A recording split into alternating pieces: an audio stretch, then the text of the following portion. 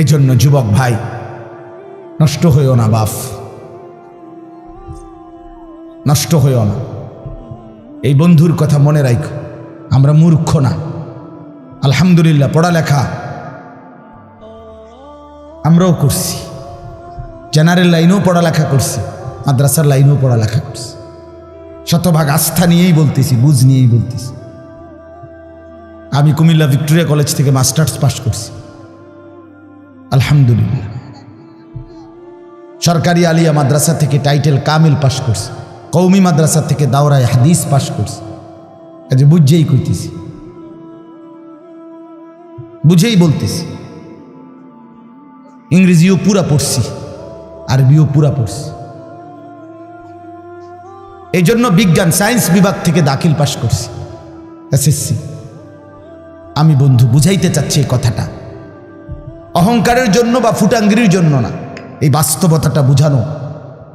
এই দুনিয়ার এই সবটা মিলাইয়া আজকে যে কয়জন অভিভাবক আছেন অথবা যে কয়জন যুবক ভাই আছেন, দোস্ত, আমরা আল্লাহর সাথে বেশি বাড়াবাড়ি করছি, আমরা আল্লাহর সাথে বেশি তুচ্ছ অবজ্ঞা করছি। আমরা জানি না আমাদের শেষ পরিণতি কি। ওমা কাদারুল্লাহ হাক্কা কদরি, আল্লাহ বলছে, বান্দা তোমরা আমাকে যথোপযুক্ত কদর করলা না। ওয়াসসামাওয়াতু মাতবিয়াতুম বিয়ামিনি, আল্লাহ বলে, জানো বান্দা, আমি সেই আল্লাহ যে চাইলে এক সেকেন্ডে এই 7 আসমান একটা পলকের মধ্যে, মিনিটের ভিতরে গুটাইয়া আমি আমার কুদরতি হাতে নিয়ে আসতে পারি। তুমি কোন নেতার উপরে ভরসা করে অহংকারী করছো? কিসের? তোমার এই বিল্ডিং না, তোমার এই টাইলস, তোমার এই 5 তলার ফাইলিং, তোমার এই ইঞ্জিনিয়ারের নিশ্চয়তা, আপনার এই সয়েল টেস্ট রিপোর্ট, এটার উপরে ভরসা করে আপনি অহংকার করছেন না? স্বামী বিদেশ, এ কারণে মা বোন বাজারে ঘুরছেন না? বাপ, তোমাদের ছেলেরা, তোমাদের বাবা কিছু টাকা রোজগার করছে, এই কারণে জিন্দিগি এভাবে ফেলে দিলা। এক ওয়াক্ত নামাজ পড়তে মন চায় না, তাহলে আল্লাহ লাগবে না বন্ধু? না, মালিক লাগবে না? আল্লাহকে লাগবে না? তাই আজকে যারা এশার নামাজ পড়ো নাই, কেন পড়লা না? এই হাইওয়ান, পড়লা না কেন? এই হারামি, পড়লা না কেন? সারাদিনে এক ওয়াক্ত নামাজ পড়ো নাই যে? তোমার চাইতে নিকৃষ্ট মানুষ, নির্লজ্জ মানুষ আর কে হইতে পারে? মুসলমানের ঘরে জন্ম নিয়ে এক মুসলমান মায়ের পবিত্র দুধ এক টানা 2টা বছর খেয়ে এত নিকৃষ্ট মানুষ হয় কেমন? এত নিকৃষ্ট মুসলমান হয় কেমনে মিয়া? এত সভ্য মুসলমানের রক্ত এত বেদামি হবে কেন? অনুভূতি এভাবে মরে যাবে কেন?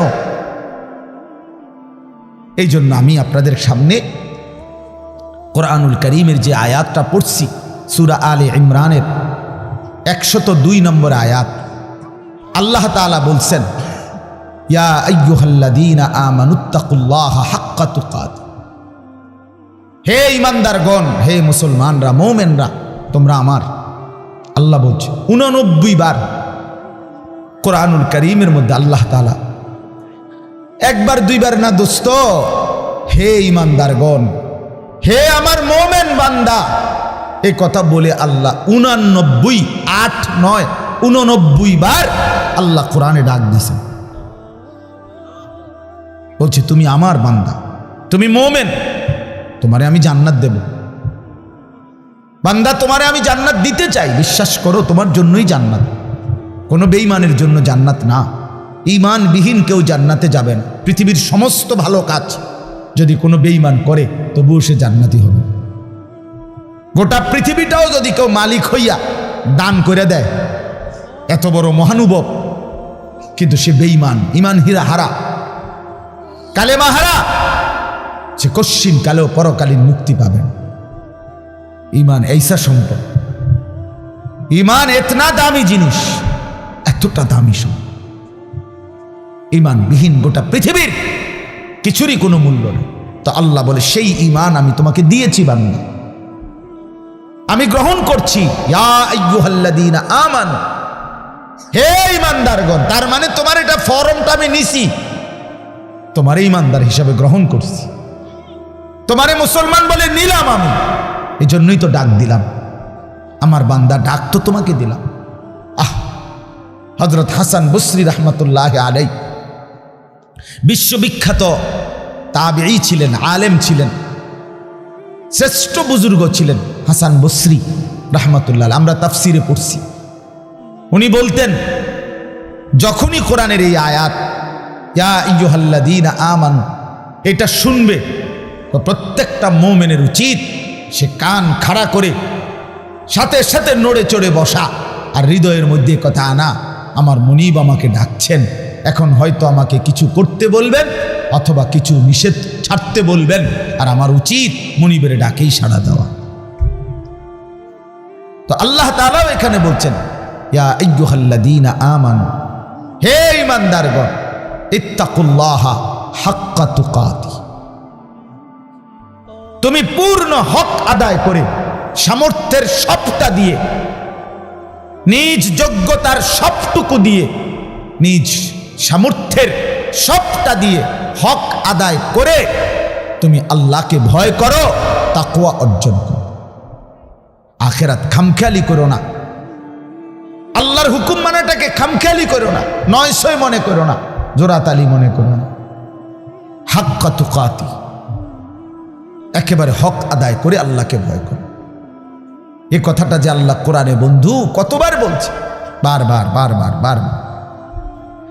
ইয়া আইয়ুহাল্লাযীনা আমানুত্তাকুল্লাহা ওয়া কুলু কাওলান সাদীদা, এই যে আল্লাহ বলছে ইয়া আইয়ুহাল্লাযীনা আমানুত্তাকুল্লাহা ওয়া কুনু মা'আস সাদিকিন, এই যে আল্লাহ বলছে ইয়া আইয়ুহাল্লাযীনা আমানুত্তাকুল্লাহা ওয়াল তানজুর নাফসুম মা কদ্দামাত লিগাদ ওয়াত্তাকুল্লাহ, এই যে আল্লাহ বলছে ইয়া আইয়ুহান নাসুত্তাকু রাব্বাকুম আল্লাযী খালাকাকুম মিন নাফসিন ওয়াহিদা, এই যে আল্লাহ বলছে ইয়া আইয়ুহান নাসুত্তাকু রাব্বাকুম ইন্না জালজালাতাস সাআতি শাইউন আযীম, এই যে আল্লাহ বলছেন বারবার বারবার বারবার।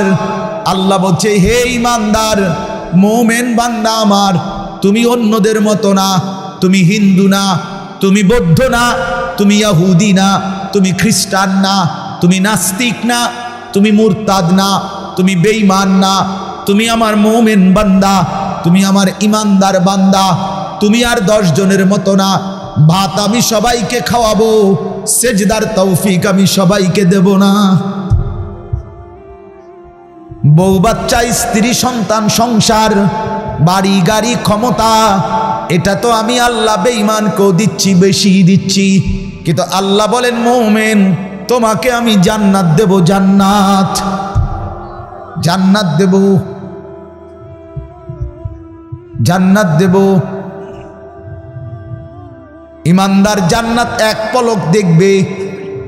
হাদিসের মধ্যে আছে আল্লাহর নবী সাল্লাল্লাহু আলাইহি ওয়াসাল্লাম বলেন পুরাটা হায়াত যেই বান্দা, যেই মুমিন দুঃখ কষ্ট আর যন্ত্রণায় কাটাইছে, কোনোদিন 1 সেকেন্ডের জন্য সুখ পায় নাই, কিন্তু 1 মুহূর্তের জন্য আল্লাহর নাফরমানি করে নাই, খোদার কসম আল্লাহর নবী বলেন বন্ধু হাসরের ময়দানে আল্লাহ তার সেই অনুগত বান্দাকে, হুকুম মাননেওয়ালা মুমিন যে কোনোদিন সুখ পায় নাই, দুনিয়ায় আনন্দ পায় নাই, দুঃখ আর যন্ত্রণা। আমার একজন নিকটাত্মীয় আছে আমার এই হায়াতে, আমার ঘনিষ্ঠ আপনজন, আমার এই হায়াতে, আমার এই 20-25 বছরের ভিতরে আমি কোনোদিন তার সুখের কথা খুব কমই শুনছি। যখনই শুনছি উনি বিপদেই আছে, কোনো না বড় সড়ো মুসিবতে, একটার পর একটা তার বিপদ লেগেই আছে। বিপদ যেন তারে ছাড়ে না, মুসিবত যেন তার। আমি তার জন্য নিজে উমরা করছি, কত সময় কত দোয়া আমার সেই আপনজনের জন্য আমি করি, কিন্তু আমার কাছে মনে হয় আমার মালিকের ফয়সালা এটা যে মুসিবত তাকে ছাড়ে না, বিপদ তাকে ছাড়ে না। আল্লাহর নবী সাল্লাল্লাহু আলাইহি ওয়াসাল্লাম বলেন, এই প্রচণ্ড মুসিবতের ভিতরেও আমার হুকুমটা মেনে যে আখিরাতে গেল, আল্লাহ তাআলা ফেরেশতাকে বলবে আমার এই বান্দাকে জান্নাতের চারদিকটা একবার ঘুরাইয়া জান্নাতের দরজা বরাবর একটু দাঁড় করাইয়া আবার নিয়ে আসো। কসম আল্লাহর, এটা হাদিস। ওই জীবনভর দুঃখ কষ্টে আল্লাহর হুকুম মেনে গেছে সেই লোকটাকে চারদিকে ঘুরাইয়া জান্নাতের দরজার কাছে একটা মিনিটের জন্য ফেরেশতা দাঁড় করাবে। জান্নাতের একটা মিষ্টি বাতাস 1 সেকেন্ডের জন্য তার কলিজাটার মধ্যে এসে লাগবে ভিতর থেকে। এইবার লোকটাকে আল্লাহ রসুল বলেন, আল্লাহর সামনে যখন আনা হবে আল্লাহ তাআলা জিজ্ঞেস করবে, আমার বান্দা জীবনটা বুঝি দুঃখ আর কষ্টেই কাটাইছো না? কসম আল্লাহর হাদিসে আছে, ওই বান্দা বলবে, মাওলা বলেন কি মাওলা, জীবনে দুঃখ কি জিনিস আমি তো কখনোই দেখিনি। আল্লাহর কসম, রসুল বলছে মুমিন ওই 1 সেকেন্ডের জান্নাতের বাতাস তার 70 বছরের দুঃখ ভুলায় দেয়, মুসিবত ভুলায়। এজন্য বন্ধু চালাক মনে করেন না, সিটার বাটপার যারা, হ্যাঁ আমনে চালাক আমরা বেকুব, জি না, আমরা ভাত খাইয়া বড় হয়েছি। আমি বন ফানি চা দিয়া ভিজাইয়া বড় খাইয়া বড় হয়েছি না।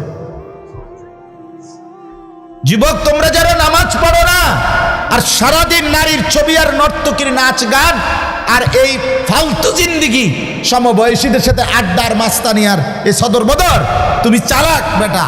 হ্যাঁ আমি বেওকুফ। কেন বেওকুফ হবো আমি? তুমি যা খাইয়া বড় হইছ আমি তো তা খাইয়েই বড় হইছি। এই মাটি আলো বাতাসে যদি তুমি বড় হও তো আমি কি মাটির তলে বড় হইছি? বুঝবো না কেন? বুঝি না কেন? কি বেশি বুঝ জ্বালাইছো তুমি? আপনারা যারা সুদ খান, ঘুষ খান, হারাম খান, আপনাদের যাদের অবৈধ উপার্জন, আপনাদের যাদের স্ত্রী বেপর্দা, আপনাদের যাদের মেয়ে বেপর্দা, আপনাদের যাদের ঘরে রঙিন টেলিভিশনে নাচ গান নর্তকীর ছবি সারা বছরের পর বছর চলে, আপনারা মোটেই চালাক না, আপনারা বেওকুফ, আপনাদের ফ্যামিলিও বেওকুফ। মিয়া আহাম্মক, মিয়া আপনি ধরা খাইছেন, মিয়া আপনি হেরে গেছেন, মিয়া হেরে গেছেন, জীবনের কাছে হেরে গেছেন, আখিরাতের সামনে হেরে গেছেন, কবরের সামনে হেরে গেছেন। আপনি সামান্য দুনিয়ার লেগা, অথচ এই দুনিয়া নেককাররাও ভোগ করে কিনা বলেন না কেন? নামাজ চললে ফাঙ্গাস মাছের যে স্বাদ, বেনামাজিরও এই স্বাদ। বেনামাজি যেটারে টাইলস কয়, নামাজি এটারে টাইলস কয়, এতে কোনো মাটি কয় না। তাহলে আপনি আহামরি কি দুনিয়া ভোগ করলেন বলেন? কি জন্য আখিরাত ছেড়ে দিলেন? আল্লাহ আমাদেরকে বুঝার তৌফিক দান করেন।